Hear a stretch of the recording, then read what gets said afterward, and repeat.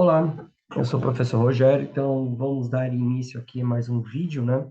Então, na semana passada, nos últimos vídeos que eu tenho colocado aqui nessa playlist sobre o primeiro ano, eu falei um pouquinho sobre refugiados e surgiu dois temas que foram pouco trabalhados ou não foram tão bem trabalhados, né? Que foi a questão dos refugiados da Síria e dos refugiados venezuelanos. Então, para dar início a uma conversa muito mais ampla, pensando da seguinte forma: então, em sala de aula, é complicado nós corrermos contra o tempo, né? Então, nós temos um tempo muito reduzido, e esses meus vídeos aqui é uma forma de complementar alguns temas que são poucos trabalhados ou que não têm o devido cuidado, né, de ser trabalhado em sala de aula, né? Então, nesse caso, então esse vídeo aqui é um vídeo complementar sobre as questões que levam a refugiados internacionais a buscarem abrigos em outros países.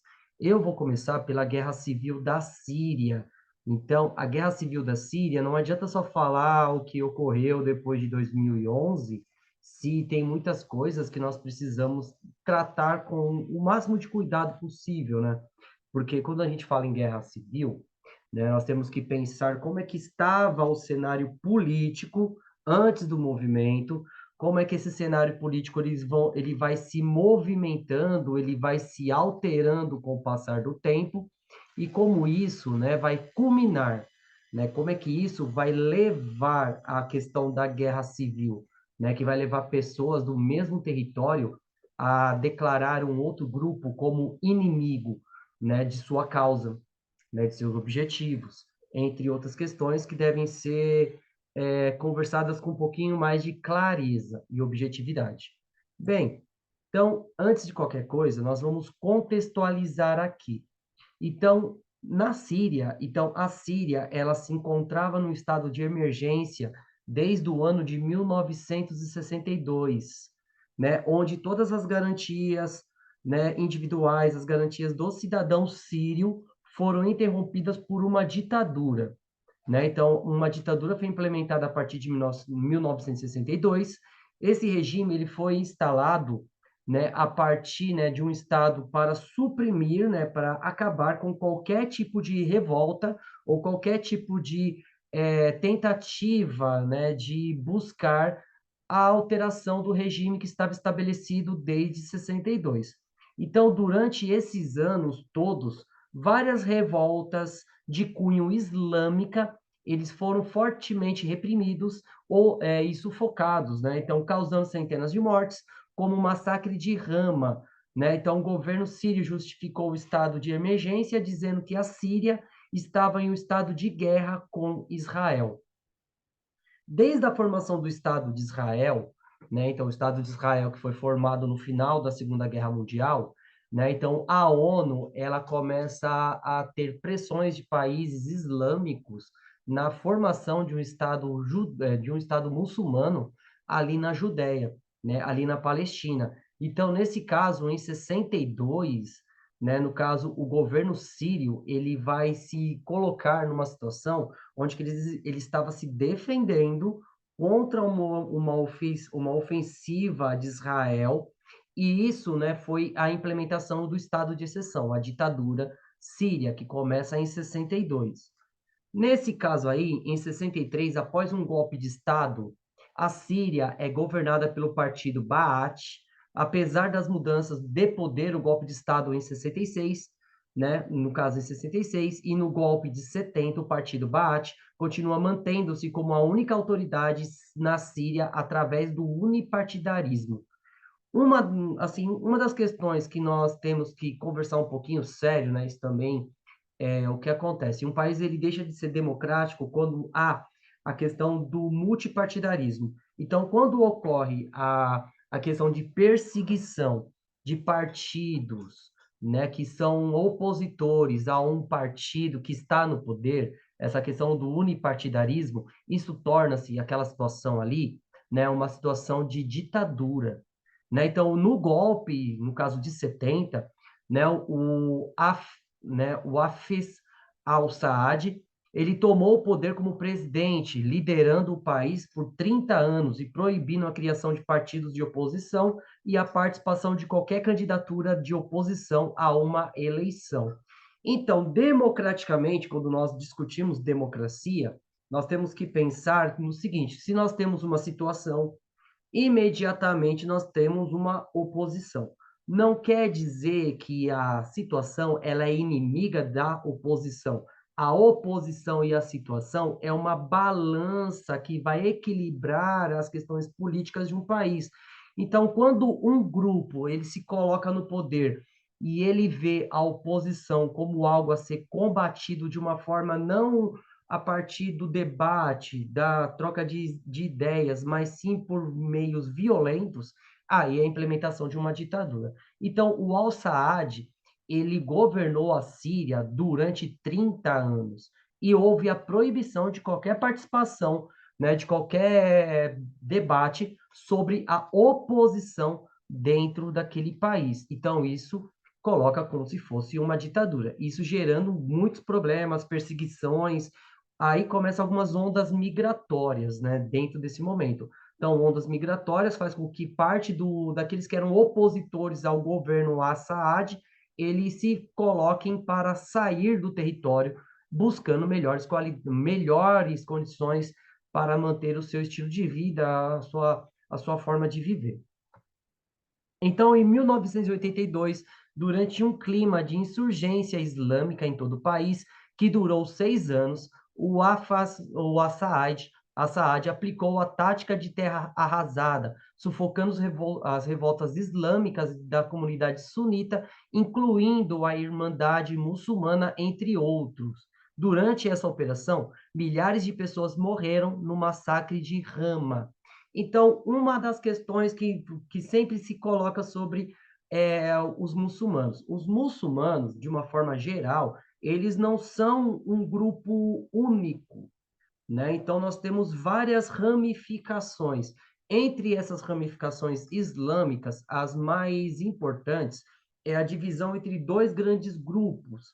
Nos casos, nós temos os sunitas e nós temos os xiitas. O sunita e o xiita, ele surge lá durante a morte do seu maior profeta, que foi o Maomé. O Maomé, ele recebe o Alcorão, né, o Corão, né, das mãos do anjo Gabriel, e quando ele recebe o Alcorão, ele vai instalar a questão das doutrinas muçulmanas ali na Península Arábica, né, na cidade de Meca, né? Então ele inicia né, a formação, né, do islamismo como religião monoteísta. Só que antes existiam os sunas, né? Os sunas, eles são uma forma de conhecimentos, de mandamentos elaborados pela comunidade árabe. E esses sunas, eles são a conduta ética e moral desse grupo. Quando Maomé ele morre, então surge uma disputa entre aqueles que acreditavam que o herdeiro direto do sangue de Maomé deveria continuar, né, o seu califado ou a questão da sua liderança dos muçulmanos, e do outro lado surge um grupo, opa, não é bem assim. Então, o outro grupo ele pensava da seguinte forma: aquele que conhecia e aplicava os sunas de uma forma mais coesa, né, de uma forma mais prática, esse deveria ser o líder islâmico muçulmano depois da morte do Maomé. Então, aqueles conservadores que queriam que a linhagem sanguínea de Maomé continuasse no poder vão se tornar os xiitas, e aqueles que acreditavam que a liderança deveria ser a partir do conhecimento, do exemplo, entre outras coisas, foram aqueles que foram chamados de sunitas. Então, nesse caso aí, o Assad, ele vai atacar as comunidades sunitas, né? Então, aqueles que acreditavam que a continuidade da liderança do islamismo deveria ser ligado ao conhecimento dos sunas, e não da linhagem sanguínea. Então, nesse caso, o Assad ele vai praticar uma atividade ou uma ação voltada para a terra arrasada. Então, destruir os recursos, destruir as moradias, destruir tudo que pudessem servir como abrigo e base de sustento para esse grupo, né, que estava lutando contra ele. Então, isso gerou a morte de milhares de pessoas, não tem o número exato de pessoas nesse momento.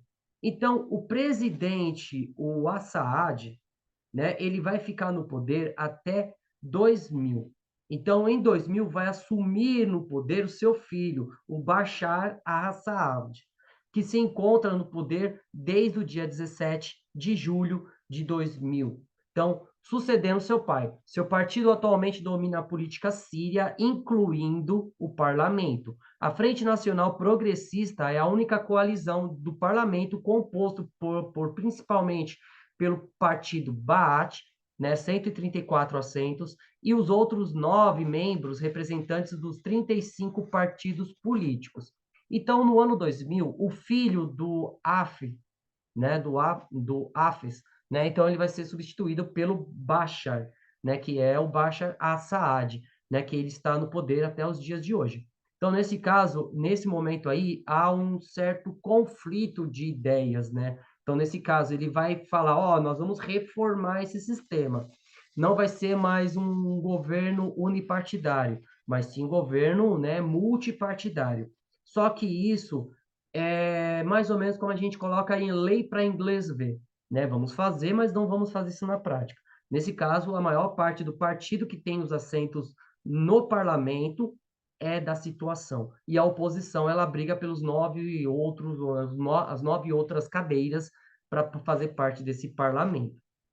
Então, como vários outros países do Oriente Médio, a Síria sofria a retração econômica e o alto índice de desemprego, que chegava a 25% da sua população.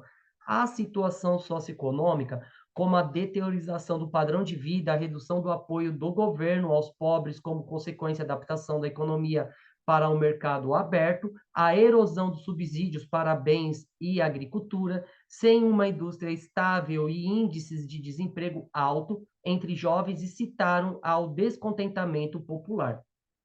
Então, né, como diz o velho ditado, na casa que falta pão, todo mundo grita e ninguém tem razão. Então, nesse caso, as mudanças ocorridas a partir do fim do século XX, principalmente a abertura para o mercado, né? Então, quando nós pensamos em abertura, né, do mercado, a gente sofre também aqui no Brasil a abertura do mercado para empresas internacionais faz com que a indústria nacional, para que a produção nacional ela não tenha os subsídios estatais, né, suficiente para competir de uma certa igualdade com as empresas multinacionais. Então, isso vai gerar vários problemas, porque essas empresas não vão acompanhar a tecnologia dessas empresas extremamente poderosas, e isso, né, vai gerar problemas, principalmente com a questão do desemprego.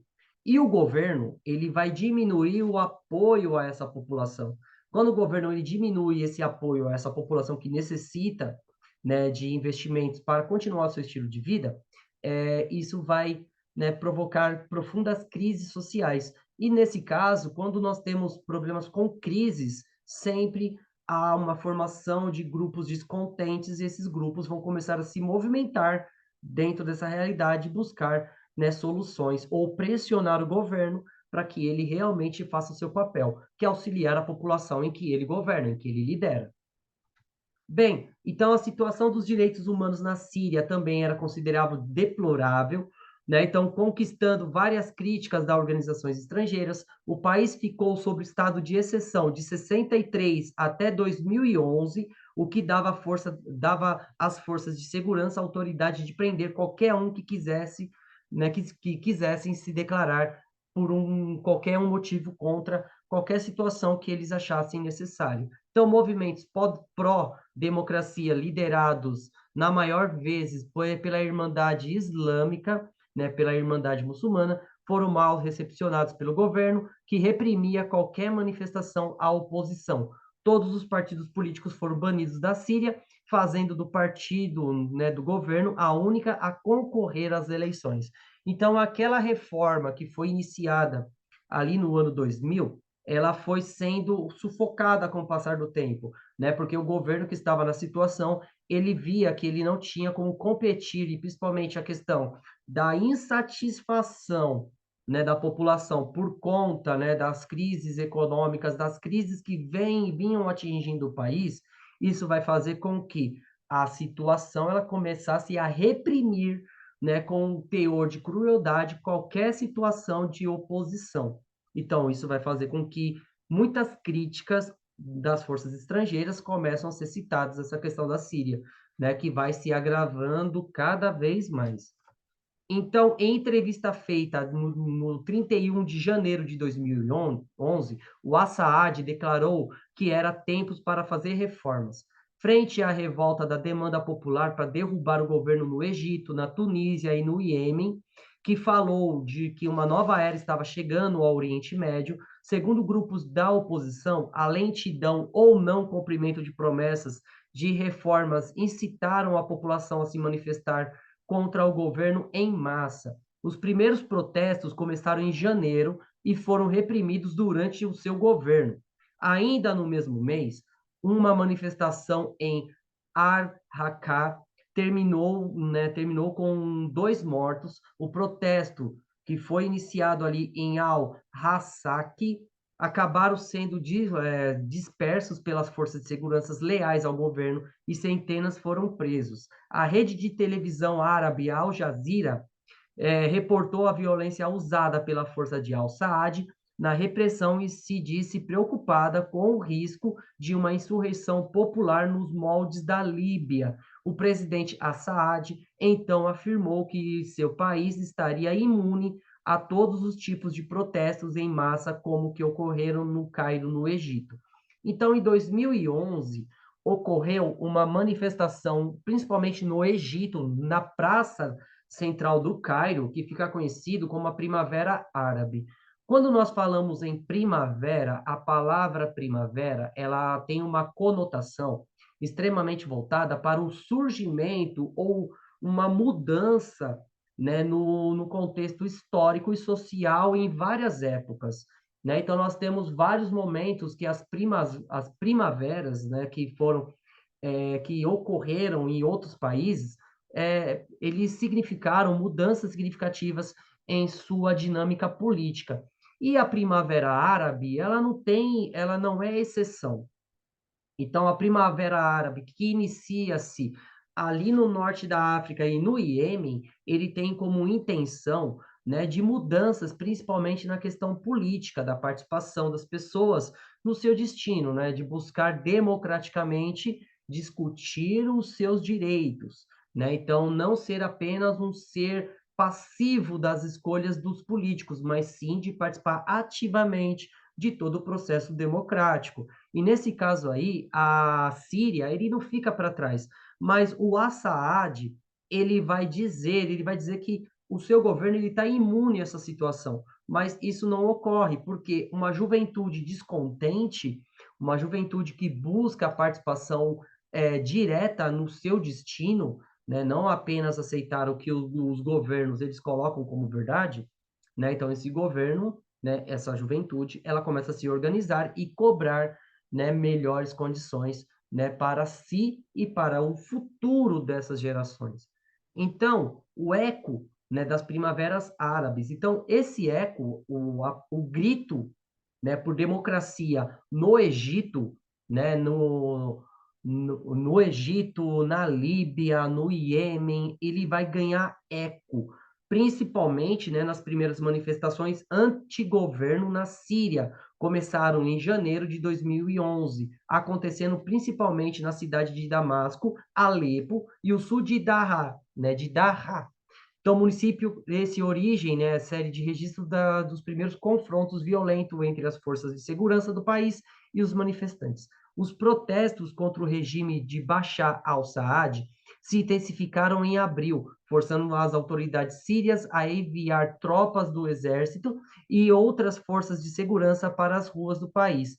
Água e energia elétrica se tornaram escassas nas cidades citadas, como Daara, onde as forças do governo supostamente confiscavam suprimentos da população. Uma situação similar foi retratada na cidade de Homs. No caso, em maio, o exército sírio também iniciou o cerco à cidade de Banias, Rama e Talkalak.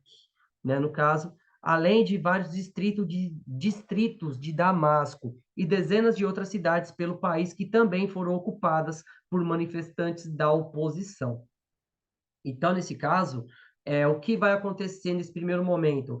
A Primavera Árabe, que começa a ganhar força, que começa a ganhar representatividade, ela chega na Síria. E essas cidades, elas começam a questionar a autoridade do Al-Saad, né? Questionando, cobrando eleições realmente democráticas, que todos pudessem participar de uma forma direta e incisiva, né? Que essas eleições não fossem manipuladas. Então, nesse caso, o governo ele vai começar a usar da força estatal contra essas pessoas, essa população. Então, o protesto em 18 e 19 de março de 2011 foram os maiores que ocorreram na Síria em décadas, tendo a autoridade síria respondido com violência contra os manifestantes. O secretário-geral das Nações Unidas, o Ban Ki-moon, chamou o uso da força letal de inaceitável. Já a União Europeia, representada pela Catherine Ashton, classificou a situação do país como intolerável e solicitou que reformas ocorressem na Síria. Então, acompanhando essa situação, as forças estrangeiras, elas vão começar a questionar como é que isso era colocado. Então, nesse caso, a União Europeia, entre a Secretaria, né, o Secretário-Geral das Nações Unidas, né, nós pensando na ONU, a ONU ela tem um papel fundamental quando ocorre esse tipo de violações dos direitos humanos. Então, a ONU ela condena, assim, de uma forma incisiva que esses fatos eles ocorram. Então, é interessante que nós possamos observar esse tipo de conduta e como isso colabora, né, para a organização, né, desse modelo, né, aqui e como é que as forças estrangeiras vão começar a encarar os problemas da Síria. Então, conflito. Então, a guerra civil da Síria, às vezes, é referida à revolta síria ou revolução síria, um conflito interno né, em andamento na Síria, que começou como uma série de grandes protestos em 26 de janeiro de 2011, que progrediu para a violenta revolta armada em 15 de março de 2011, influenciados por outros protestos do mundo árabe, enquanto a oposição alega estar lutando para destituir o presidente al-Saad do poder e, posteriormente, instalar uma nova liderança mais democrática no país, o governo sírio diz estar combatendo terroristas armados que visam desestabilizar o país. Com o passar do tempo, a guerra deixou de ser uma simples luta por poder e passou a ser também se abranger aspectos da natureza, né, sectária e religiosa, como de as diversas facções que formam a oposição combatendo todo o governo quanto uma às outras. Assim, o conflito acabou se espalhando-se para regiões, atingindo também países como o Iraque e o Líbano, atiçando especialmente a rivalidade entre xiita e sunita. Então, nesse caso, esse movimento que começa como uma forma legítima de buscar por direitos políticos, direitos sociais, ele começa a ganhar questões muito mais subjetivas, né, muito mais abstratas, principalmente sobre a natureza sectária e a questão religiosa. No caso, os dois grupos que sempre vivem em constante debate, que é o grupo sunita e xiita, eles vão começar a concentrar as suas ações e isso vai levar a novos combates, a novos enfrentamentos entre xiitas e sunitas dentro desse país, né? Então, nessa questão dos xiitas e sunitas, né, nós temos que ver que isso já remonta, como eu já havia falado lá no começo do vídeo, né, desde a época de Maomé e até os dias de hoje, é um ponto muito importante, porque nenhuma dos dois grupos entraram no consenso. Quem seria realmente o herdeiro da doutrina, né, da doutrina do Maomé? Aqueles que são herdeiros de sangue ou aqueles que são herdeiros pelo exemplo, pela conduta ética, pela conduta moral? Né? Então, aí fica essas questões que a gente deve discutir. Não estou falando aqui que os xiitas não têm esse comprometimento, mas aí é que está o debate. Esse debate ele é muito subjetivo, né? Nós temos que olhar, de uma certa forma, como é que essa sociedade, esse modelo religioso, ele se organiza desde a sua origem e ele vem, né, sendo transformado e ele vem sendo modificado, né, até os dias de hoje. Pensar que por conta do atentado do 11 de setembro, hoje a palavra, né, a questão da identidade muçulmana, ele ganhou um julgamento já pré-existente por conta só da pessoa fazer parte de um modelo religioso, né? Então, isso sem levar em consideração a sua origem, a sua ética, a sua moral. Então, são tudo princípios que nós devemos levar em consideração. Então, foi iniciada como uma mobilização social mediática, exigindo maior liberdade de imprensa, direitos humanos e uma nova legislação. A Síria tem ficado em estado de emergência desde 62, que efetivamente suspendeu a proteção constitucional para a maioria dos cidadãos. No caso, os dois presidentes, o Hafez e o Bashar, né, al-Assad, o pai e o filho, eles mantiveram esse governo, né, esse Estado durante décadas, né? Então, nesse caso, as manifestações públicas começaram em frente ao parlamento sírio e as embaixadas estrangeiras em Damasco. Então, nesse caso, né, por conta do problema que foi iniciado lá em 62 com a tomada do poder pelo Hafez, né, no caso, o Assad, o pai, ele vai fazer com que os direitos básicos do cidadão na Síria eles fossem negados, né? Então, quando nós temos um estado de exceção, né, se manifestar contra o governo, você pode ser considerado um criminoso contra o Estado. Então, isso vai fazer com que, durante décadas, essa questão da organização social, organização democrática, ela não existisse e ela fosse combatida pelo Estado. Então, nesse caso, quando eles se viram livres ou com a questão da vontade, do desejo de mudança, eles vão começar principalmente a buscar, né, forças estrangeiras, né, no caso, se manifestar na frente dessas embaixadas. E isso vai gerar um desconforto para o governo. E o governo vai tentar sufocar isso de uma forma bem exemplar. Então, em respostas ao protesto, o governo sírio enviou tropas para as cidades revoltosas com o objetivo de encerrar as rebeliões. O resultado da repressão do confronto com os manifestantes acabou sendo centenas de mortes, a grande maioria de civis, no fim de 2011, soldados desertores e civis armados à oposição, chamado Exército Sírio Livre, né, para iniciar a luta convencional contra o Estado. Em 23 de agosto de 2011, a oposição finalmente se uniu em uma única organização representativa, formando o chamado Conselho Nacional Sírio. A luta armada, então, se intensificou, assim como as incursões de tropas do governo a áreas controladas por opositores. Em 15 de julho de 2012, com grandes combates irrompendo por todos o país, a Cruz Vermelha Internacional decidiu classificar o conflito como guerra civil. Né? O termo precisa ser feito, né? Ser um conflito armado não internacional, abrindo caminho à ampla aplicação dos direitos humanitários internacionais, ao abrigo das convenções de Genebra e às investigações dos crimes de guerra. Então, nesse caso, né, a partir desse momento, a partir de agosto, a partir de 2012, a Cruz Vermelha, a ONU, ela começa a entender como essa guerra civil, né, como algo que precisava ser interferido. E principalmente quais são as violações dos direitos humanos dentro desse conflito, levando em consideração que o governo, em vez de proteger os seus cidadãos, eles estavam atacando os seus cidadãos, por conta desses cidadãos serem contra o seu governo.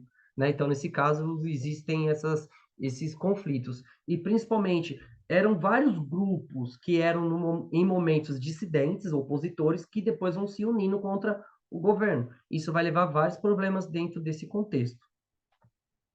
Então, a partir de 2013, aproveitando do caos da guerra civil na Síria e no Iraque, grupos autoproclamados como o Estado Islâmico começou a reivindicar o território na região. Lutando inicialmente ao lado da oposição síria, as forças dessa organização passaram a atacar qualquer facção, seja apoiadores ou contrárias ao Assad, envolvidas no conflito, buscando a hegemonia total no território. Em junho de 2014, militantes do grupo proclamaram o califado na região, com o seu líder Abu Bakr, né, no caso esse senhor aí, ele vai se declarar o califa, o líder desse califado. Eles rapidamente iniciaram uma grande expansão militar, né, subjugando rivais e impondo a Sharia, no caso, a lei islâmica, né, nos territórios que controlava. Então, as diversas nações ocidentais, como os Estados Unidos, as nações da OTAN na Europa e países do mundo árabes, temendo que o fortalecimento do EL representasse uma ameaça à sua própria segurança e estabilidade da região, iniciaram a intervenção armada contra os extremistas. Outras nações, como a Rússia, o Irã, também intervêm militarmente no conflito, mas ao lado do regime do Assad. Analistas políticos internacionais descrevem a participação das potências estrangeiras na Síria em apoio dispensado às facções lutando o conflito como uma espécie de guerra por procuração. Então, nesse caso, vai surgir alguns elementos novos dentro desse conflito a partir de 2014. O Estado Islâmico. Então, o Estado Islâmico, nós podemos discutir um pouco mais sobre o Estado Islâmico, mas o Estado Islâmico ele surge como uma sucessora à Al-Qaeda. Né? A Al-Qaeda, depois da morte do Bin Laden, né, da suposta morte do Bin Laden, né, o Estado Islâmico ele se torna uma força muito forte, né, ali naqueles países que se veem, né, à mercê ou revoltados pelas questões da política estrangeira, da política dos países ocidentais frente às questões voltadas aos países muçulmanos. Então, nesse caso, o Estado Islâmico, ele começa a ganhar adeptos, e quando ele se torna forte o suficiente, ele impõe a regiões na questão da lei islâmica, da questão de todos os costumes, né, voltados para o princípio, né, da questão da opressão, né, da questão de um Estado extremamente da autarquia, um Estado teocrático, né, então voltado, né, para as doutrinas religiosas. Então isso vai fazer com que o Estado Islâmico ganhe força.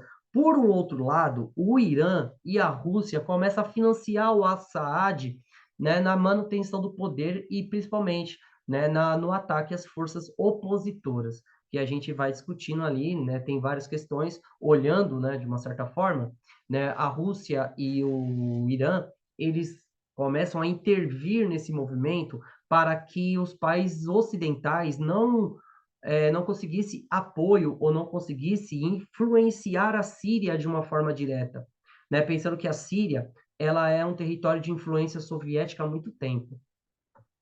Então, segundo informações de ativistas dos direitos humanos dentro e fora da Síria, o número de mortos no conflito passa de 500 mil pessoas, sendo mais da metade de civis. Outras 130 mil pessoas teriam sido detidas pelas forças de segurança do governo. Mais de 5 milhões de sírios já teriam buscado refúgio no exterior para fugir dos combates, com a maioria destes tomando abrigo nos países vizinhos, como o Líbano. O conflito também gerou uma enorme onda migratória da Síria e árabes em direção à Europa, sem paralelos na história do continente desde a Segunda Guerra Mundial. Então, nesse caso, como o porquê que gerou esse vídeo? Esse vídeo gerou sobre a questão dos estudos da questão voltada para refugiados. Então, como essas pessoas elas não estavam se sentindo seguras dentro do seu território, essas pessoas vão buscar refúgio em países vizinhos. E também com a esperança de uma vida melhor, essas pessoas vão buscar refúgio na Europa, né? Causando uma onda migratória que só poderia ser vista depois da Segunda Guerra Mundial. E o conflito, né, ele não termina aí, né? O conflito da Guerra Civil Síria continua, né, até os dias de hoje, em menos proporções, mas ainda continua ativa, né, levando em consideração tudo isso. Então, segundo a ONU e outras organizações internacionais, crimes de guerra contra a humanidade vêm sendo perpetrados pelo país por todos os lados foram desenfreadas. Na fase inicial da guerra, as forças leais ao governo foram as principais alvos das denúncias, sendo condenadas internacionalmente por incontáveis massacres civis. as milícias leais ao presidente Assad e os integrantes do exército sírio foi acusado, né, de perpetrarem vários assassinatos e cometerem inúmeros abusos contra a população. Contudo, durante o decorrer das hostilidades, as forças opositoras também passaram a ser acusadas pela Organização dos Direitos Humanos de crimes de guerra. O Estado Islâmico, desde 2013, passou então a chamar a atenção pelo requinte da violência e a crueldade nas inúmeras atrocidades que cometiam pelo país. Então, a guerra civil, como qualquer uma guerra, ele ultrapassa os princípios morais. Então, uma parte da população começa a ser afetada diretamente sobre esses princípios, né? Então, a guerra, ela promove o uso, assim, sem nenhum controle da violência, né? Então, no caso, né, os opositores, eles passam a ser inimigos, né, a serem combatidos e muitas vezes serem mortos por conta de só pensarem diferente do que aqueles que estão no poder, eles consideram, né, que estejam certos, né, dentro dessa realidade. Então, uma coisa vai levando a outra. Então, nós vamos falar um pouquinho sobre os refugiados. No caso, a Agência da ONU de Refugiados, a ACNUR, fez um apelo ao mundo para não esqueça e não pratique a negligência contra as ondas crescentes, né, de deslocamento dos sírios, né, de 11 anos desde o início da crise. A Síria continua sendo a maior crise de deslocamento forçado do mundo, mais de 13 milhões de pessoas, né, fugiram do seu país, estão num deslocamento de dentro ou para fora desse país. Então, no caso, desde 2011 até hoje, né, nós temos mais de 13 milhões de pessoas que foram alvo desse deslocamento forçado. Então, provocando uma crise humanitária sem precedentes. Então, os países vizinhos e próximos precisam do apoio internacional e continuam recebendo generosamente mais de 5,6 milhões de refugiados sírios. A maior parte desses sírios, eles estão refugiados na Turquia, né, entre os países ali ao redor. Qual o maior problema desse movimento, principalmente a partir de 2019? A crise do Covid. Né? Então, no caso, com a crise do Covid, muita ajuda dos países mais ricos, né? Então, da ONU, ela diminui o seu valor de uma forma drástica, né? Então, nesse caso, causando problemas para manter esses campos de refugiados atendendo essas pessoas. Então, hoje, a maior parte dos refugiados da Síria vivem na pobreza, e nesse caso, né, em terríveis situações de vulnerabilidade, como mães solteiras, né, mães, no caso, as mulheres que perderam seus maridos na guerra civil, as crianças vivem crianças que vivem sem os cuidados e pessoas com deficiência também é um problema sério para esses refugiados.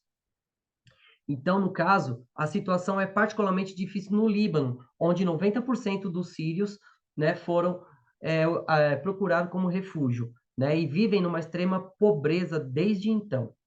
Então, as crianças são abandonadas, né, eles são forçados a abandonar a escola para trabalhar. Existe a questão do casamento precoce, então muitas famílias pobres acabam vendendo as suas filhas como uma forma, né, de conseguir o mínimo possível para continuar vivendo. Então, assim, as melhorias no acesso à educação e aos cuidados de saúde correm risco a serem perdidas. Então, nesse caso, a partir de 2019, começa a ocorrer esse tipo de problema, né, a partir, né, do Covid-19. Então, muitos recursos eles são drasticamente diminuídos.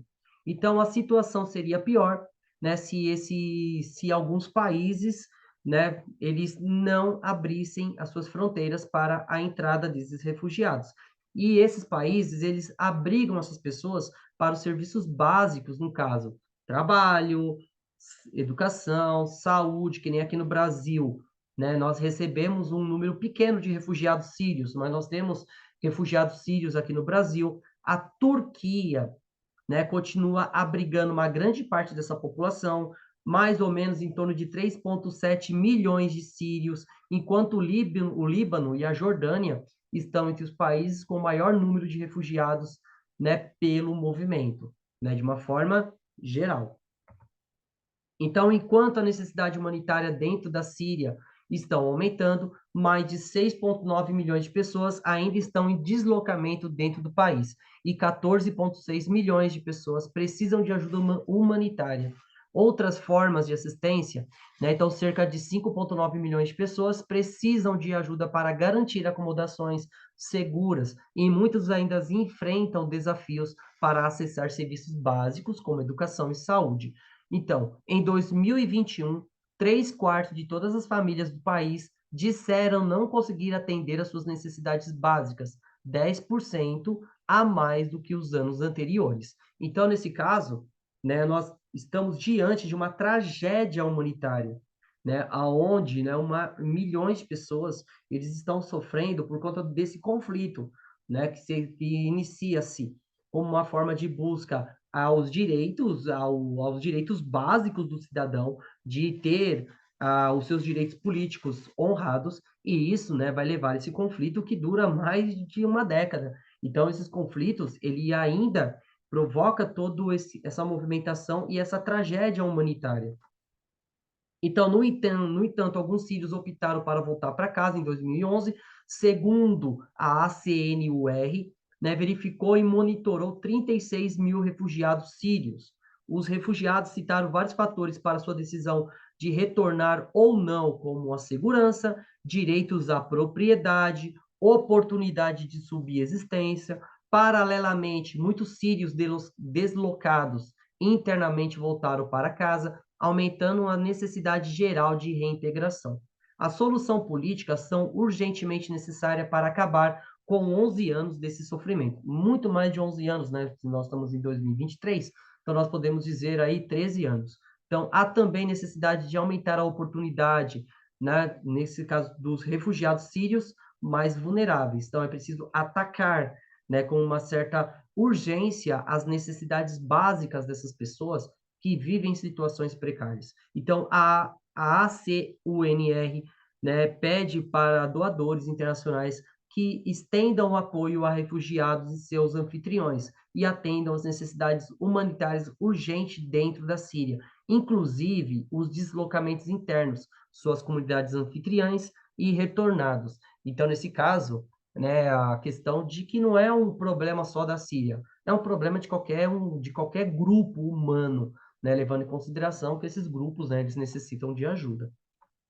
Então, no caso, em 2022, né, menos da metade dos financiamentos necessários para o Plano Regional de Refugiados e Resiliência para responder à crise de refugiados da Síria foi recebida.